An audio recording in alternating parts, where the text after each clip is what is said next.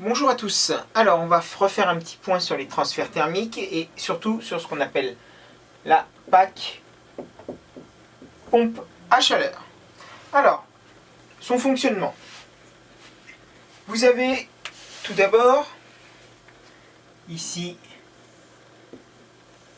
ce qu'on appelle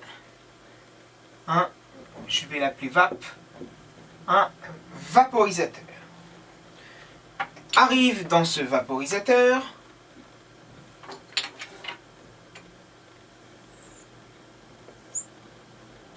on repart,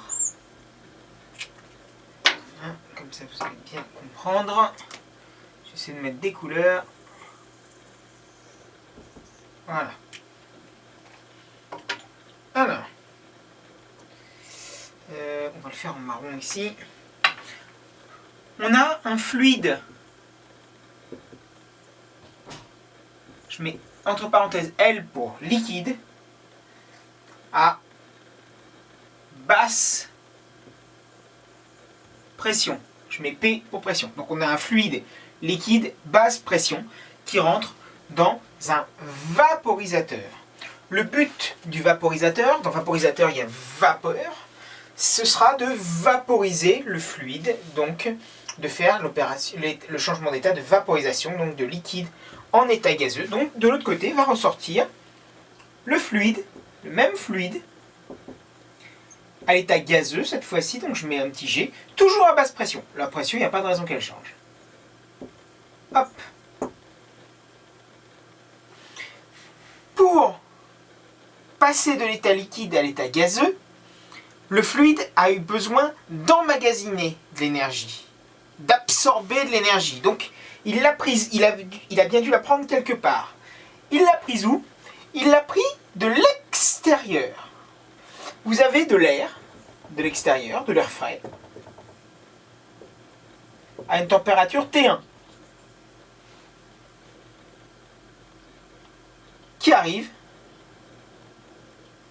et au contact du vaporisateur, va perdre de l'énergie et la céder au fluide. Donc le fluide va gagner de l'énergie, donc passer sous forme gazeuse, donc va monter en température, bien sûr, alors que l'air qui arrive, lui, il va en perdre. Il la cède au fluide.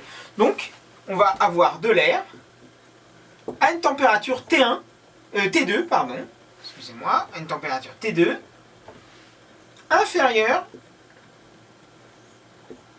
à T1. C'est-à-dire qu'il va arriver à une certaine température, et comme lui, il a perdu de l'énergie pour la donner au fluide, il va avoir perdu de la température.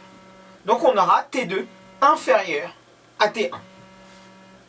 Donc, ensuite, ce fluide liquide basse pression va passer dans un compresseur.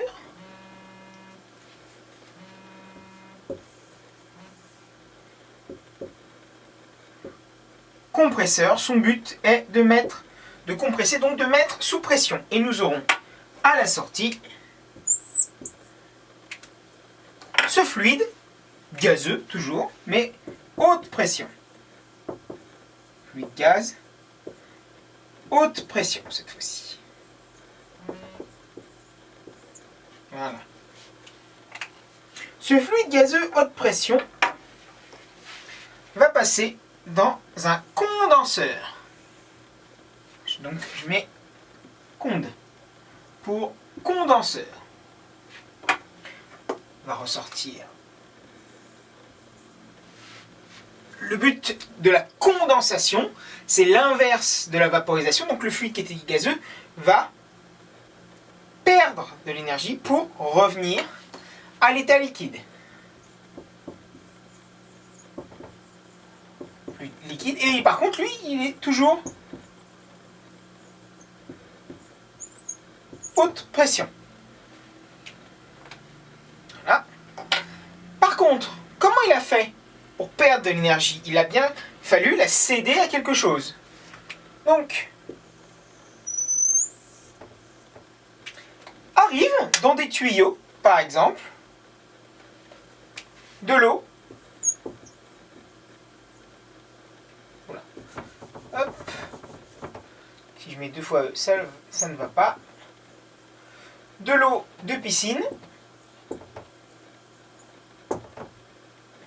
a une température T3, peu importe, aucun rapport avec T1 et T2, mais je la différencie, va ressortir cette eau de piscine qui passe dans le tuyau qui touche le condensateur. Bah, le fluide perd de l'énergie, donc baisse de température. Donc qu'est-ce qui va capter l'énergie que le fluide part? Bah, c'est cette eau de piscine. Et si l'eau de piscine elle capte de l'énergie, elle va monter en température, donc elle va se retrouver à une température T4 supérieure à T3. Voilà. Et ici, vous avez ce qui fait passer le fluide liquide de haute à basse pression. C'est juste ce qu'on appelle un détendeur.